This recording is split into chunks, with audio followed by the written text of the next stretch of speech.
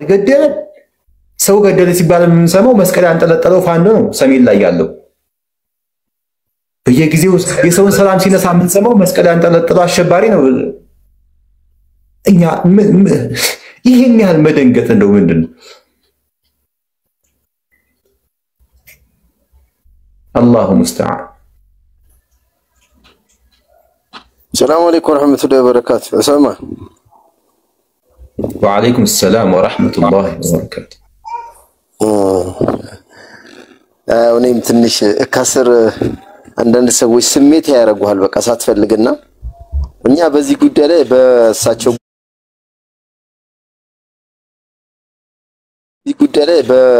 ጉዳኛ ከፍቶናል። ምክንያቱም አላህ እንደው የተሻለውን መንገድ እንደው ሳያሳያቸው በመሄዳቸው ተከፍተናል። ምክንያቱም ይሄን ልል የቻልኩበት ትልቁ ምክንያት ምንድነው?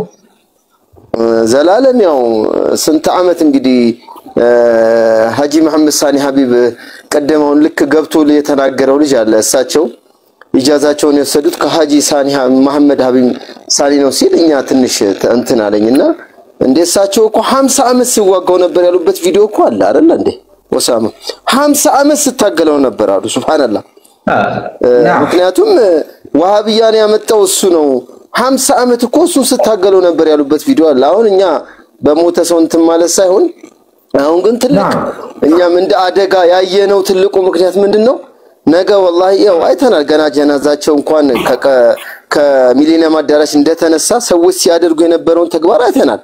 ነገ ደግሞ ምን ሊከሰት እንደሚችል ደግሞ አላህ ይወቀው። ሁላችንም አላህ እድሜ ይስጠን የምናየው ነገር ነውና እኛ አሁንም እያስጠነቀቀን ያለነው በተለይ አሁን ቀድሞ የጀመሩ አሉ ኢብኑ ሐሰንና አቡ አብደላ ራሱ የተናገሩት ንግግር ከሰማው ወሳማኔ ያው በሌላ አካውንት መጥቼ ነው አጋጣሚ ያኛው አካውንት እንትን ብሎ ነው በሌላ አካውንት መጥቼ ነውና አጋጣሚ ዚክራ ታቀኛለች። ለዚህ ነው ከድር ነኝ ስላት ያስገባችኝ እና ምን ልል ፈልጌ ነው ሳማ والله ኢትዮጵያ ውስጥ የመጀመሪያ የሽርክ መሰረት ድንጋይ ነው የጣለው ብዬ ነው ማስበው በእኔ ሐሳብ።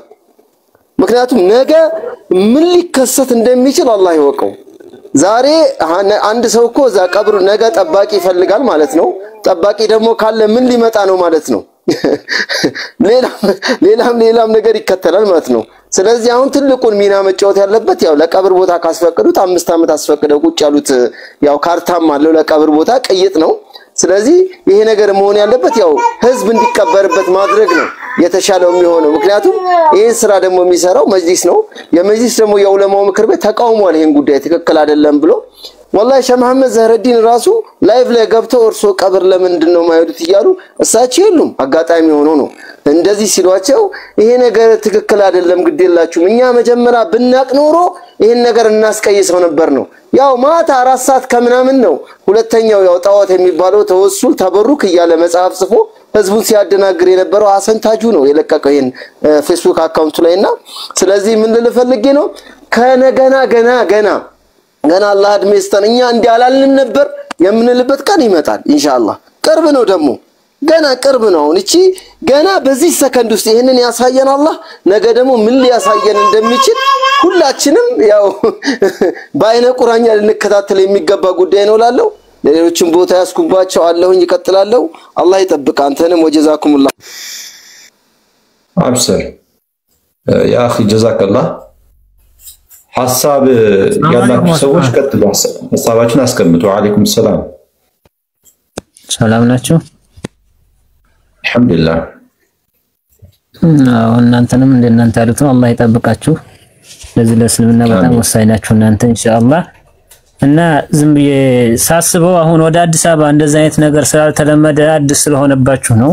እና ወደ ክፍለ ሀገር ወደ ወሎ ብትመጡ ልክ እንደነሱ እንኳን እንትን ያላሉ ሰዎች ሲሞቱ ይሰራል መቃብር የነሱ መቃብር የብቻ ይደረጋል ዶሪሽ ምናምን እየተባለ በየአመቱ በ10 15 ፍየል ታርዶ በየአመት ልክ በቃ አፈር እንልሳለን ብለው እንደሚናገሩት እንደዛ አይነት ማለት እኔም በቦታው ዝም ብዬ ለመታዘብም አንዴ ሁለቴ ሄጄ ስላየሁ ነው።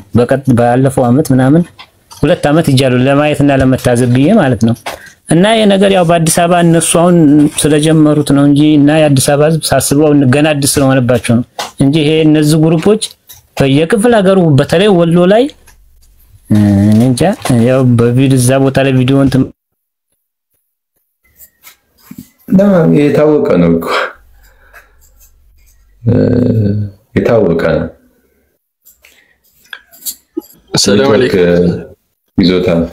ወአለይኩም ሰላም ወራህመቱላህ። አንዴ ግርታው እንትን ከስር ያላችሁ በገጠር ወሎ አካባቢ በገጠራማ ቦታ የተለመደ ነው እንደዛ አይነት ወስያ ምናምን ሲል ሰምቼዋለሁና መግለጫው ላይ ያ ማለት ምንድነው ልክ አሁን ገጠር በዛ አካባቢ እንደሚሆነው በወሎ ላይ በየአመቱ ያንን ቦታ ለማክበርና እንደ ዶር ተሰርቶለት ምናምን ልክ እንደ አስጎብኚ ምናምን አለ አሁን በየአካባቢው እዚህ ማለት ነው።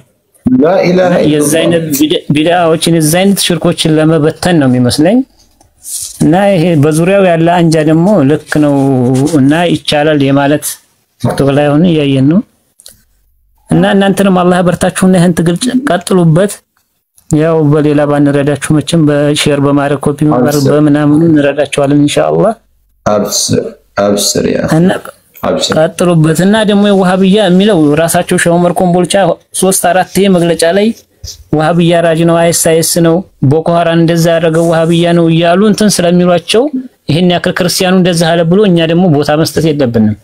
እንደውም እውነታውን ማጋለጥና መንገር አለብን ማሳወቅ አለብን። አብዛኛው ማህበረሰብ ቢድዓ ተከታይ ነው።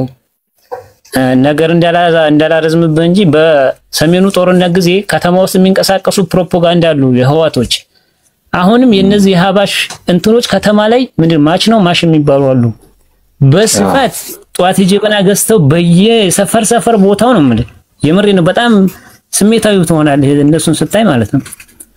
እና በዝበኛ አካባቢ ያሉ ጀበናቸውን ይዘው ሀታ ወላሂ ሲጋራ የሚያጨሱ ቃልቻዎች አሉ እነሱ ውስጥ ማለት ነው። ሽጉጥ አላቸው። እኔ ባይ ማለት ወላሂ ነው ማለት ይዋሹ አይደለም ባይኔ ያዩት ነው የምነግርህ። እና የዛ አይነት ፕሮፓጋንዳ በየከተማው ስለተሰገሰጉ ስራ የላቸውም ግን ብር አላቸው ይቅማሉ ያጨሳሉ ግን ደረሳ ነገር ናቸው ገባ። እና በስፋት እየተንቀሳቀሱ ስለሆነ ኢንሻአላህ በተቻላችሁ እናንተ እንደው ዕውቀት ያለው በስፋት ቢንቀሳቀስ አሪፍ ነው ላለው እንደዚህ እና ባረከላህ ወሪያ በዛውባችሁ። በዚህ አጋጣሚ ማሳሰብ የምፈልገው ቀጥል እስኪ ቀጥል ያ አኺ። አይ አላበዛም ልለው ፈልጌ ነው። ምክንያቱም ምንድነው እኛን እኮ አክፍረውናል ኦሬዲ አይደለ እንዴ? መውሊድ ያላከበረ ካፊር ነው ተብሎ በግልጽ የሰማንበት ሁኔታ ላለው ሰማ ከፍረናል እኮ ኦሬዲ። ግን ቀጥሉ ከእናንተ እና አሁን ሙፍቲን ካፊር አላችሁ እንደዛ አላችሁ ያልከፈረን ሰው ካፊር እንደተላላችሁ ብለው ተናግረዋል። አሁንለታ በማስረጃ ግን እነሱ መውሊድን ያላከበረ ካፊር ነው ብለው ደጋግሞ ተናግረዋል። እና ያላከበረኛ ካፊር ነው ማለት ነው። እና አንዳንዴ ነገሮችን ያው ወደ እነሱ ስንመጣ ሐላል ሆነ ወደኛ حرام የሚሆነው ነገር እንጃ።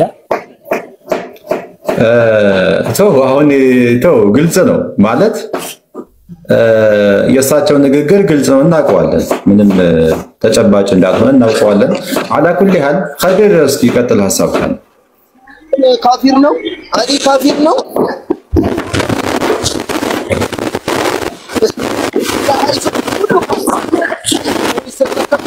በጣም ችግር አለ የድምፅ ችግር አለ። በቃ እስኪ አንድ ነገር ላስቀምጥ ይኸውላችሁ አጀማ